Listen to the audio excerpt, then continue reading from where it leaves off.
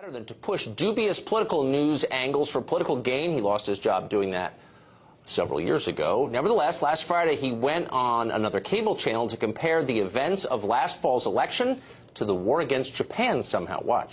The Russians pulled off what I call a psychological Pearl Harbor, a surprise attack that was devastating to the confidence of our whole system of elections and therefore our whole system of government. It's one of the great psychological warfare victories. Well, Pearl Harbor, of course, got us into World War II. Is it time for World War III? Because, remember, Russia hacked our democracy. Charles Krauthammer is a writer and columnist and a keen observer of the insanity now unfolding. Charles, when you look at Russia hacking our democracy, does Pearl Harbor come to mind? I think that's a deranged analogy. I mean, it's like saying this is the worst scandal since Teapot Dome. Watergate is insignificant compared to it.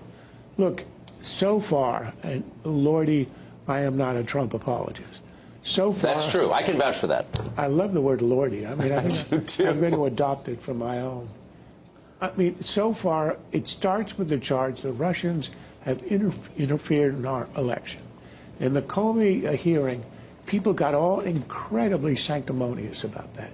Comey said it's not a Republican issue, it's not a Democrat, it's an American issue, it's a threat to our democracy. Yes, they leaked some documents, we think the evidence is. The idea that they actually tampered with the system. The Russians have been doing this to just about every election and every country that we know. It's just a little more obvious this time. But imagine that this had happened in 2012. And it was Mitt Romney, the man who said Russia is our biggest enemy, was at the receiving end of Russian hacking. And that the accusation was it re-elected Barack Obama. Do you think the Democrats on that committee would be in high dudgeon over this attack on American democracy? This is the purest hypocrisy. But let's ignore that and say, okay, you want to investigate that. But that's not what the Democrats are interested in. It's the collusion argument. That's sort of the sidebar to this, supposedly the sidebar. There's no evidence up until now, and they've been looking since July, of Trump collusion in this affair. So on the second count, there's no evidence of this. So now they're going after the post facto stuff, what Trump did afterwards. People know they're not going to get him on collusion, at least not on the evidence that we have. The head of the FBI tells him 3 times you aren't a target, meaning you're, in our eyes, innocent of this. So now it's going to be on obstruction, where, as Professor Alan Dershowitz said, how can a president be obstructing justice, assuming on the Flynn case, when he has the constitutional authority to dismiss the case or to order its dismissal instantly? So if he's allowed, I say it's improper, he shouldn't have done it. But the idea that it's obstruction of justice when he has the authority to dismiss it completely is simply absurd. Well, it's insane. And I don't. Here's the one thing from the Comey testimony that struck me was at the end about Jeff Sessions. He said, you know, there are probably a lot of reasons he would have needed to recuse himself. I can't tell you what they are. That's innuendo. That's exactly it is the lowest form of character assassination. Yeah. And then it turns out, according to the leaks, in this meeting, he didn't have the goods. He had no idea. He may have met with them a 3rd time at some undisclosed place, the Mayflower Hotel. I mean, it was only designed to hurt Jeff Sessions. An FBI director should not act that way.